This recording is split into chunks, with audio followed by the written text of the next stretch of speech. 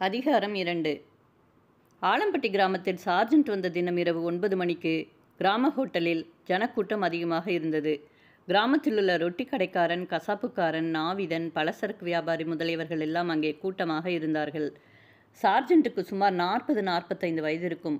அவன் புதிதாக சைனியத்திற்கு ஆட்களை சேர்ப்பதில் கெட்டிக்காரன். இங்கு கூடியிருக்கும் ஆட்கள் கிராமத்தில் முக்கியமான ஆசாமிகள் என்று அவனுக்கு நன்றாக தெரியும். ஆகையால் அவர்களுக்கு தன்மேல் வெறுப்பு உண்டாகாத வண்ணம் நடந்து கொள்ள வேண்டும் என்று அவர்களோடு தந்திரமாக சம்பாஷிக்க ஆரம்பித்தான். முதலில் அவர்களுக்கு கொஞ்சம் பீரும் சுற்றண்டியும் வாங்கி கொடுத்து, பிறகு சைனியத்தில் இருக்கும் போர் வீரருக்குண்டான சுகங்களையும் வசதிகளையும் பற்றி பிரசங்கம் செய்ய ஆரம்பித்தான். அவன் அங்குள்ளவர்களை நோக்கி, என் பிரியமான நண்பர்களே, இராஜாங்கத்திலுள்ள எல்லா தொழில்களிலும் நமது அரசனுடைய செங்கோலையும் நமது நாட்டையும் பாதுகாக்கும் போர் வீரனாக இருப்பதே மிக்க கௌரவமான தொழில். போர் வீரன் இவ்வுலகத்திலுள்ள எல்லா தேசங்களையும் அதிசய காட்சிகளையும் தன் கைப்பணத்தை செலவு செய்யாமலே போய் பார்த்துவிட்டு வருகிறான். எப்படியெனில் அரசன் தன் பொக்கிஷத்திலிருந்து அவனுக்கு வேண்டிய செலவுகளை எல்லாம் அளிக்கிறார். அவனுடைய ஆகாரமோ முதல் தரமான ஆகாரம். அதுவும் அந்தந்த வேலைக்கு தவறாமல் கொடுக்கப்படுகிறது. பணத்திற்கு அவனுக்கு குறைவே இல்லை. எங்கள் பட்டாளத்தில் இருக்கும் மேலதிகாரிகளோ 10 மாற்று தங்கமே என்று கூறலாம். நாங்கள் வசிக்கும் இடத்திலோ சிநேகிதர்களுக்கு அளவே இல்லை. எப்போதும் வேடிக்கை பேச்சால் காலம் மிக்க ஆனந்தமாகவே கழித்து கொண்டிருக்கிறது. நான் ஒரு சார்ஜென்ட் பதவியில் இருக்கிறேன்.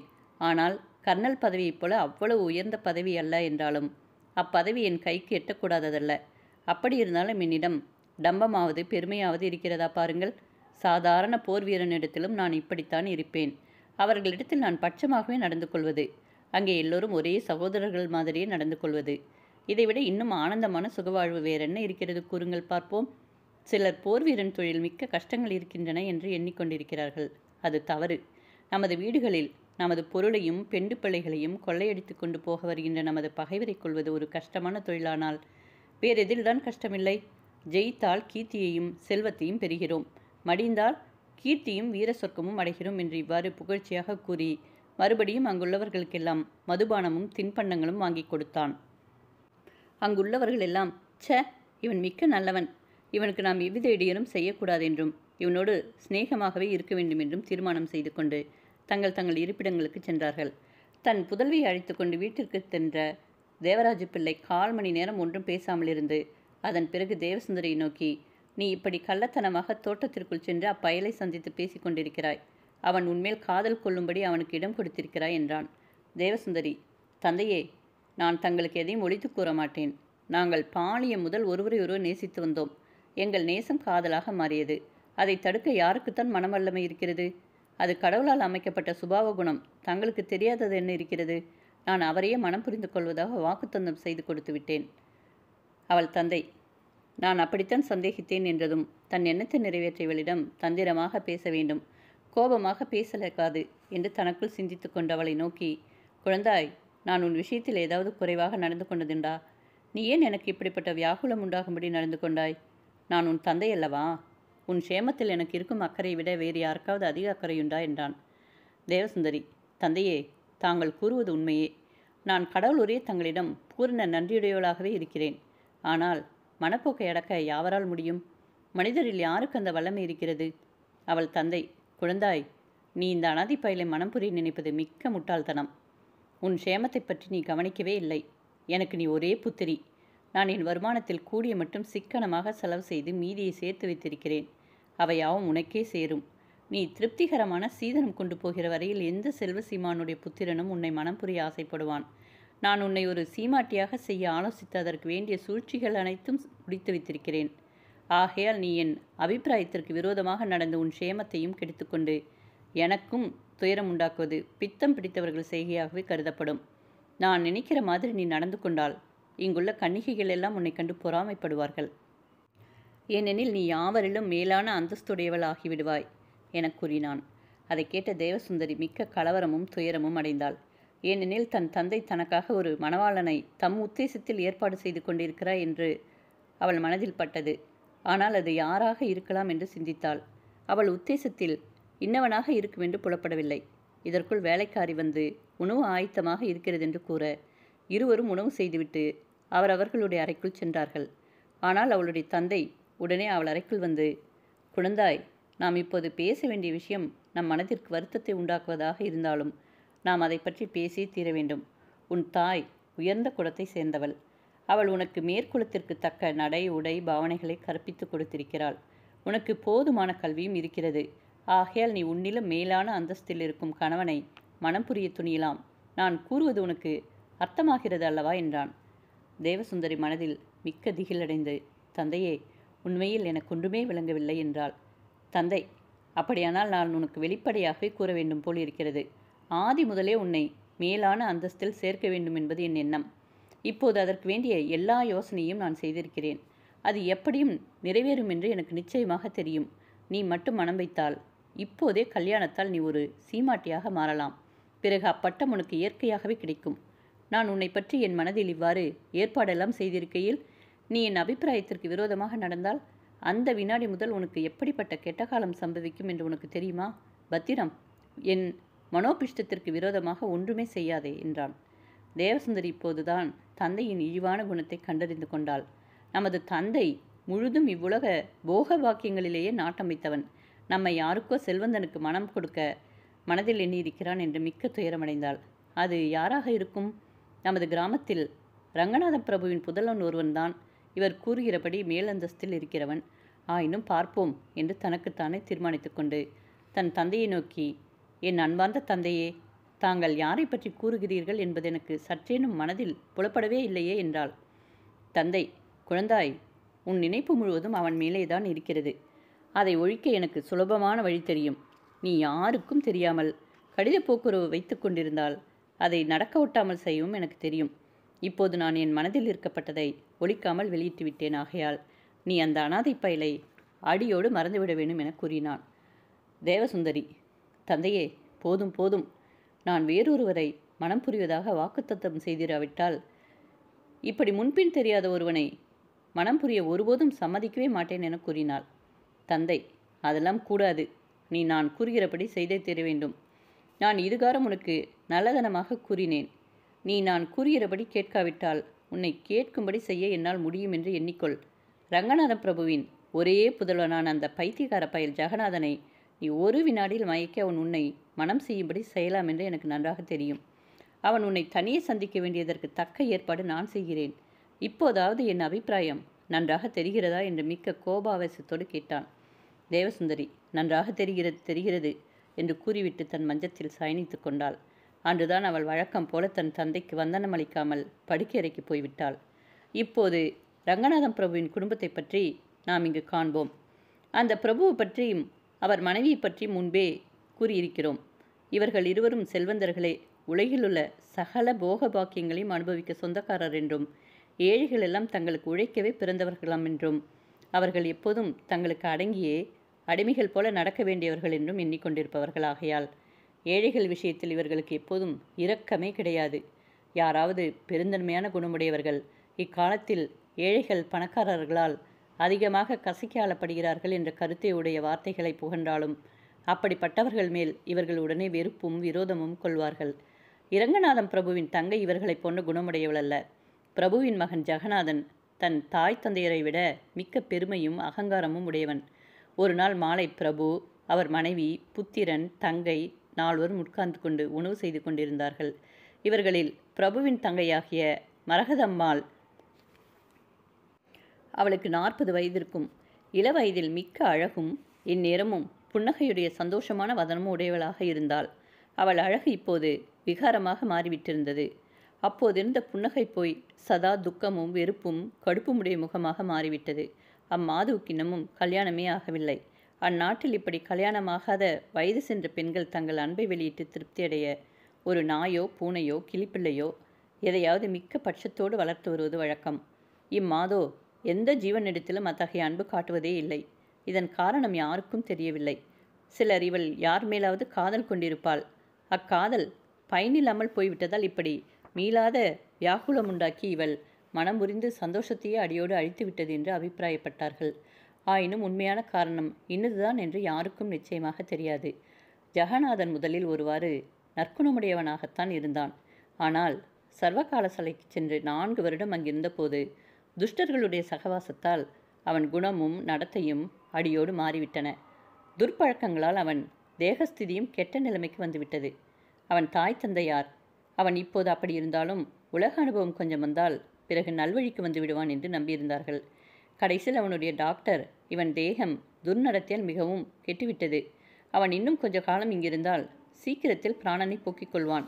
நாட்டில் உங்களிடம் வந்திருந்தால் இப்பழக்கங்கள் விடுபட்டு போகிறதாலும் உங்களுடன் கூடவே இருந்தால் தேகம் சுகமடைந்துவிடும் என்று கூறினார். ஆகையால் அவர்கள் பயமடைந்து அவனை உடனே தங்களிடம் வரவழைத்து கொண்டார்கள். அங்கு வந்த பிறகு அவன் குணம் மாறாவிட்டாலும் தேக சுகம் மட்டும் சற்று குணமடைந்தது. இவர்கள் நால்வரும் உணவு செய்யும் போது பிரபு ஒரு தினசரி பத்திரிகையை வாசித்துக் கொண்டிருந்தார். அவர் திடீரென்று தன் புதல்வனை நோக்கி, குழந்தாய், உன் கூட சர்வகலாசாலையில் வாசித்துக் கொண்டிருந்த வேதகிரி என்பவன் இப்போது சைனியத்தில் ஒரு உத்தியோகஸ்தனாக விட்டிருக்கிறான் என்று இப்பத்திரிகையில் பிரசுரிக்கப்பட்டிருக்கிறது, பார்த்தாயா என்றார். ஜெகநாதன், தந்தையே, எனக்கும் சைனியத்தில் உத்தியோகஸ்தனாக போகத்தான் பிரியம் என கூறினான். தந்தை, எந்த உத்தியோகத்தை விடவும் சைனியத்தில் உத்தியோகம் செய்வதுதான் கௌரவமானது என கூறினார். பிரபுவின் மனைவி தன் கணவனை நோக்கி, நீர் நமது புத்திரன் மனதில் இப்படிப்பட்ட அபிப்பிராயத்தை உண்டாக்கக்கூடாது என கூறினாள். ஜெகநாதன், அம்மா, இந்த அபிப்பிராயம் என் தந்தை உண்டாக்கினதல்ல, என் மனதில் நெடுநாளாக இது உதித்திருக்கிறது. தாயார், மகனே, உனக்கு இந்த எண்ணம் வேண்டாம். நீ எங்களுக்கு ஏக புத்திரன், பட்டத்திற்கும் ஆஸ்திக்கும் பாத்தியஸ்தன். நீ சைனியத்தில் சேர்ந்ததே எங்கேயாவது சண்டை உண்டாகிவிட்டால் உயிருக்கு ஆபத்து நேரிடக்கூடும். அதுவரையில் மௌனமாக இருந்த மரகதம்மாள், இல்லை இல்லை, நமது ஜெகநாதன் அப்படி தன் பிராணனுக்கு ஆபத்து நேரிடும்படி வைத்துக்கொள்ளவே மாட்டான். ஏனெனில் அவன் எப்போதும் படைக்கு பின்பக்கத்திலே இருக்க பார்ப்பான். பந்திக்கு முந்திக்கொள், படைக்குள் பிந்திக்குள் என்ற வாக்கியம் அவனுக்கு அனுபவமாக தெரியும் என்றாள். இவ்வாறு தங்கள் புத்திரனுடைய கோழைத்தனத்தை பற்றி கூறியதை கேட்ட தாய் தந்தையர் இருவரும் கோபமடைந்தும் மௌனமாக இருந்து விட்டார்கள். ஜெகநாதன், அத்தை, நீ பேசாமல் இரு என்று கூறிவிட்டு தன் தந்தையை நோக்கி, நான் குதிரைப்படையில் சேரமாட்டேன். அந்த உடுப்பு எனக்கு பிடிக்கவில்லை. காலாட்படையே எனக்கு இஷ்டம். அதிலும் வெளிநாட்டிற்கு சென்று இப்போதுதான் திரும்பி வந்த பட்டாளமாக இருந்தால் இன்னும் 3-4 வருடம் இங்கே இருக்கலாம். தாங்கள் சீக்கிரமே அதற்கு வேண்டிய பணத்தை கட்டிவிட்டால் உடனே உத்தரவு வந்துவிடும். தங்களுக்குத்தான் போதுமான செல்வாக்கு இருக்கிறதே, எப்போது பணம் கட்டப் போகிறீர்கள் என்றான். பிரபு, இதை பற்றி நானும் உன் தாயும் கொஞ்சம் கலந்து பேசி பின் திருப்தியாக இருந்தால் நாளைக்காவது நாளை அன்றைக்காவது பணத்தை கட்டிவிடுகிறேன் என கூறினார். தாயார், இம்மாதிரியானால் பரவாயில்லை, அந்த உடுப்பு உனக்கு மிகவும் அழகாக இருக்கும் என கூறினாள். தந்தை, ஜெகநாதா, நீ கூறின அந்த சுந்தரசனை பற்றி நீ கூறியபடியே நமது கணக்கு பிள்ளைக்கு உத்தரவளித்து விட்டேன். அவனை வேலையிலிருந்து நீக்கிவிட்டிருப்பான். ஜெகநாதன், அவன் பரமதுஷ்டனப்பா. மரகதம்மாள், ஏன், அவன் உன் காதை கிள்ளினானோ? ஜெகநாதன், அவன் நான் குதிரையை விட்டிறங்கி ஜாட்டி எடுப்பதற்குள் ஓடிப்போய்விட்டான் அத்தை. இல்லாவிட்டால் நல்ல பூசை வாங்கி கொண்டு போயிருப்பான். இந்த நாட்டுப்புற கழுதிகளில் சிலர் மகா அகங்காரம் கொண்டவர்கள் என்றான். மரகதம்மாள், பெரிய மனிதர் என்று தங்களை கூறிக்கொண்டிருப்பவர்களில் சிலர் கூட அப்படித்தான் இருக்கிறார்கள். ஜெகநாதன் இதை கேட்காதவன் போல தன் தந்தையை நோக்கி, இந்த கிராமத்தில் அவனுக்கு எங்கும் வேலை கிடைக்காமல் செய்யும்படி திட்டம் செய்தீர்களா என கேட்டான். தந்தை, ஆஹா, சந்தேகமின்றி கூலி வேலைக்காரர்கள், இவர்களுக்கு ஒரு சுதந்திரம் கூடவா? மரகதம்மாள், சேச்சே, அவர்களுக்கு கஷ்டங்களே வேண்டும். அச்சமயம் அவ்வூரில் இருக்கும் குருவாகிய அருமைநாதர் என்பவர் அங்கு வந்து, நான் ஒரு சங்கதி கூற வந்தேன். அதாவது நமது கிராமத்தில் சைனியத்திற்கு ஆட்களை சேர்க்க ஒரு சார்ஜன் வந்திருக்கிறான் என்றார். பிரபு, அது மிக்க நலமே.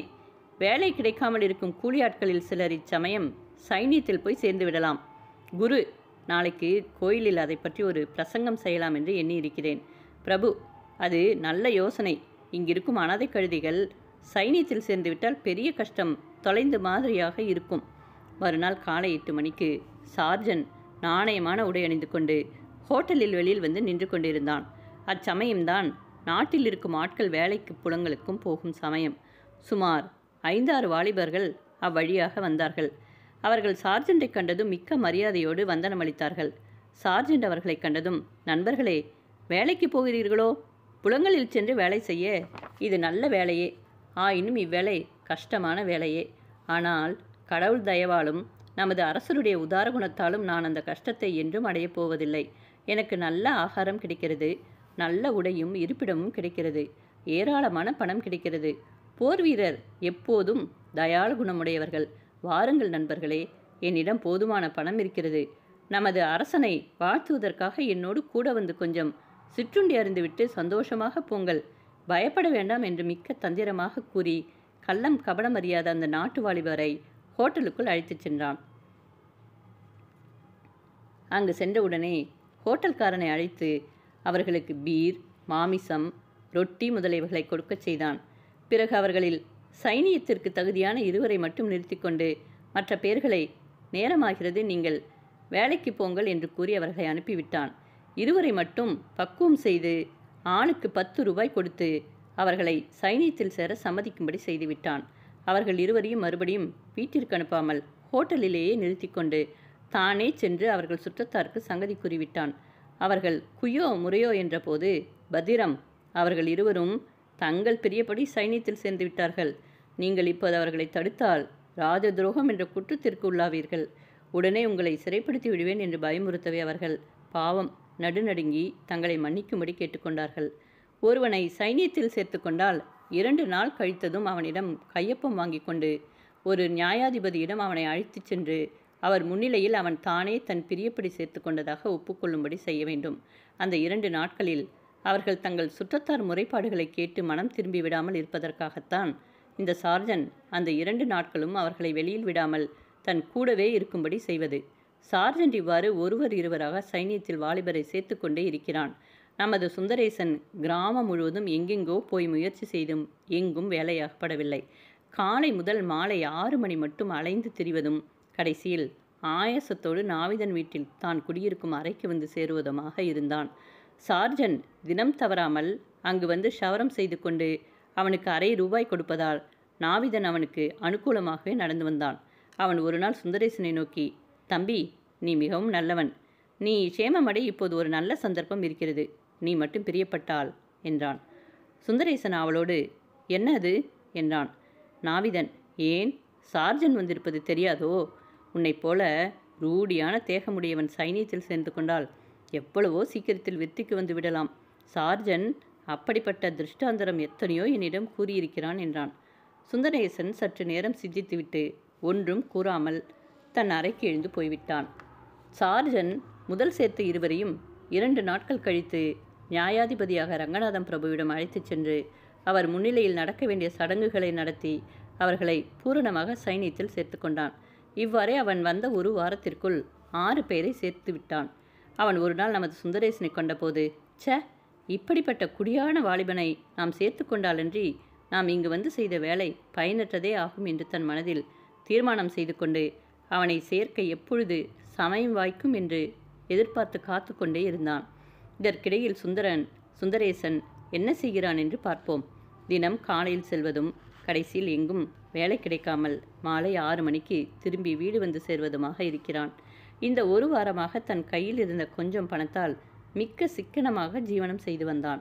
கடைசியில் 7ஆம் நாள் இரவு 9 மணிக்கு மீதி இருந்த சொல்ப ஆகாரத்தை புசித்துவிட்டு பார்த்தபோது நாளைக்கு காலை ஆகாரத்திற்கு 1 காசும் இல்லை என்று தெரிந்து மிக்க துயரத்தோடு தன் அறையில் உட்கார்ந்திருந்தான். நாவிதன் அவனை கண்டு, என்ன தம்பி, மிக்க வியாகுலமாக இருக்கிறாய், ஏன் அதைரியப்படுகிறாய் என்றான்.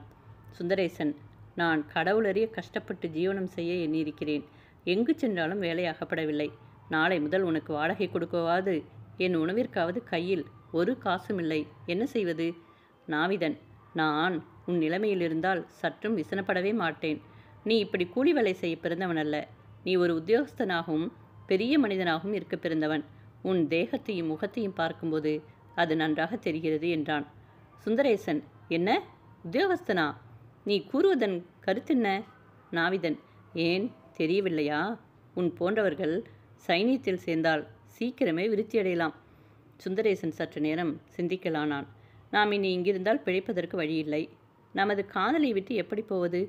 ஆனால் நாம் இருவரும் இன்னும் மிக்க வாலிபர். தேகசுந்தரி எவ்வளவு காலமாக இருந்தாலும் நமக்கு துரோகம் செய்ய மாட்டாள்.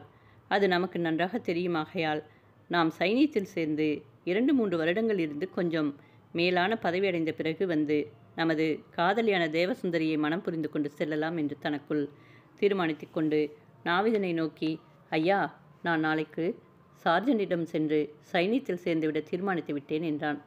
நாவிதன், காற்றுள்ள போதே தூற்றிக்கொள்ள வேண்டும் என்று. ஏன், இப்போதே போகலாமே. நான் 2 சிநேகிதரை காண ஹோட்டலுக்கு போகிறேன். என் கூட வா. சார்ஜன் அப்போது அங்கே இருப்பான். அவன் மிக்க நல்லவன் என்றான். சுந்தரேசன், நான் சாராயம் இருக்கும் அந்த இடத்திற்குள் வரவே மாட்டேன் என்றபோது, நாவிதன், நீ வெளியேயே இரு, நான் சார்ஜென்ட்டை உன்னிடம் அழைத்து வருகிறேன் என கூறினான். சுந்தரேசன் அவ்வாறே சம்மதிக்க உடனே இருவரும் புறப்பட்டு ஹோட்டலுக்கு சென்றார்கள். அச்சமயம் சார்ஜென்ட் புதிதாக சைனியத்தில் சேர்ந்திருக்கும் ஆட்களோடு கூட இன்னும் சிலரை உட்கார வைத்துக்கொண்டு சந்தோஷமாக சம்பாஷித்து கொண்டிருந்தான். நாவிதனாகிய சின்னத்தம்பி தான் மட்டும் உள்ளே சென்று சார்ஜென்ட்டை சமிக்கை செய்து ரகசியமாக சுந்தரேசனை அழைத்து வந்ததை கூறி அவனை வெளியில் இட்டு கொண்டு வந்தான். சார்ஜென்ட் சுந்தரேசனை கண்டதும் அவன் கரத்தை பிடித்து கொண்டு புன்னகையோடு, நண்பனே, உன்னை காண்பது எனக்கு மிக்க சந்தோஷமாக இருக்கிறது. உன் போன்ற அங்கலட்சணமுடையவன் எங்கள் சைனியத்தில் சேர்ந்து கொண்டால் சைனியத்திற்கு அது ஒரு கௌரவமாக இருக்கும். நமது கர்னல் உன்னை கண்டால் என்ன சந்தோஷப்படுவார் தெரியுமா என்றான். சுந்தரேசன் அவன் கூறியதையெல்லாம் கேட்டபோது அவன் மனதில் ஒருவித சந்தேகமும் சார்ஜென்ட் விஷயத்தில் அவநம்பிக்கையும் உண்டாயிற்று. அவன் கூறுவதெல்லாம் மெய்யாக இராதென்று சுந்தரேசன் மனதில் பட்டது. அதை உத்தேசித்து தான் சைனியத்தில் சேராவிட்டாலோ தனக்கு ஜீவ ஆதாரமே கிடைக்க வழியில்லை. என்ன செய்வான்? அவன் சற்று நேரம் சிந்தித்து சார்ஜென்ட்டை நோக்கி, ஐயா, நான் ராஜனுடைய சைனியத்தில் சேர பிரியமுள்ளவனாகத்தான் இருக்கிறேன். அதாவது 7 வருடம் மட்டுக்கும் ஒப்பந்தம் செய்து கொள்வதானால் நான் சேர்ந்து கொள்கிறேன் என்றான். சார்ஜென்ட் உள்ளத்தில் மிக்க சந்தோஷமடைந்து, நண்பனே, நீ கூறுவது உண்மையான விஷயமே. புதிதாக சைனியத்தில் சேருகிறவர்கள் 7 வருடத்திற்கு மட்டும் ஒப்பந்தம் செய்து கொண்டு சைனியத்தில் உத்தியோகம் செய்து அதற்கு மேல் பிரியமில்லாவிட்டால் நின்றுவிடலாம். நீ செய்த தீர்மானத்தை பற்றி எனக்கு மிக்க சந்தோஷம். இந்தா, அரசன் பெயரால் நான் உன்னை சைனியத்தில் சேர்த்துக்கொள்கிறேன் என்று அவன் கையில் 20 ரூபாய் கொடுத்தான். சுந்தரேசன் அதை வாங்கி கொண்டு, சரி, இன்னும் அது விஷயமாக செய்ய வேண்டிய சடங்குகள் என்ன இருக்கின்றன என்றான். சார்ஜென்ட், ஒன்றும் அதிகமில்லை. இது முதல் 48 மணி நேரத்திற்குள் நாம் இருவரும் ஒரு நியாயாதிபதி முன்னிலையில் செல்ல வேண்டும். அங்கு நீர் உன் பிரியப்படி சைனியத்தில் சேர்வதாக பத்திரத்தில் கையொப்பம் வைக்க வேண்டும். அவ்வளவே என்றான். சுந்தரேசன், இப்போது என்னாலாக வேண்டியது ஒன்றுமில்லையே என்றதற்கு சார்ஜென்ட், ஒன்றுமில்லை. ஆனால் ஹோட்டலுக்கு வந்து என்னோடு கொஞ்சம் பீர் அருந்து போகலாம் என்றான். சுந்தரேசன், வேண்டாம், என்னை மன்னிக்க வேண்டும். எனக்கு அந்த பழக்கமில்லை. ஆனால் நான் இதற்கு மறுத்ததினாலேயே நீ வேறு விதமாக எண்ணிக்கொள்ளலாகாது. நான் ஒரு தரம் வாக்களித்து விட்ட பிறகு மறுபடியும் திரும்பி விடுவேன் என்று நினைக்காதே. நீ எப்போது நியாயாதிபதியிடம் போக வேண்டும் என்கிறாயோ அப்போது நான் வர தயாராக இருக்கிறேன் என்றான். சார்ஜென்ட், சரி, இன்று வியாழக்கிழமை. 2 நாள் வரையில் நீ உன் பிரியப்படி திரியலாம். சனிக்கிழமை மாலை நீ சைனியத்தில் சேர்க்கப்பட்டிருக்கிறாய் என்று உனக்கு தெரிவிப்பதற்காக நான் ஒரு நோட்டீஸ் கொடுப்பேன். அது வெறும் சடங்கே என்று வேறில்லை. அடுத்த திங்கட்கிழமை காலை சரியாக 10 மணிக்கு நீ என் கூட நியாயாதிபதி இடத்திற்கு வர வேண்டும். அதோடு எல்லா சடங்கும் முடிந்து விடுகிறது என்றான். சுந்தரேசன் அப்படியே தவறாமல் நடந்து கொள்கிறேன், போய் வருகிறேன், வந்தனம் என்று கூறிவிட்டு தன் இருப்பிடத்திற்கு திரும்பினான். சைனியத்தில் சேர்ந்தது மட்டும் அவன் மனதிற்குள் வியாகுலமே ஆயினும் என்ன செய்வது? வேறு வழியில்லை என்று மனம் பொறுத்து கொண்டிருந்தான். வெள்ளிக்கிழமை, சனிக்கிழமை 2 நாளும் தானும் தேவசுந்தரியும் வழக்கமாக சந்திக்கும் இடத்திற்கு பலதரம் சென்று பார்த்தான். அவள் வரவே இல்லை. அவன் மனதில் சொல்லனாத வேதனை உண்டாகிவிட்டது. அவள் தந்தை அவளை வீட்டை விட்டு வெளியில் செல்லாதபடி சிறை வைத்திருப்பானோ? அப்படித்தான் இருக்க வேண்டும் என்று சிந்தித்தான். சனிக்கிழமை மாலை சார்ஜென்ட் முன் கூறியபடி சுந்தரேசனுக்கு நோட்டீஸ் கொடுத்து விட்டான். இதற்குள் அவன் சைனியத்தில் சேர்ந்துவிட்ட சங்கதி ஊர் முழுதும் தெரிந்துவிட்டது. யாவரும் இரக்கமான பார்வையாக அவனை பார்க்க ஆரம்பித்தார்கள். ஞாயிற்றுக்கிழமை காலை 2-3 தரம் அவன் தன் காதலை காண்பதற்காக அவள் வீட்டிற்கு அருகில் போய் காத்து கொண்டிருந்தான். அதுவும் பயன்படவில்லை.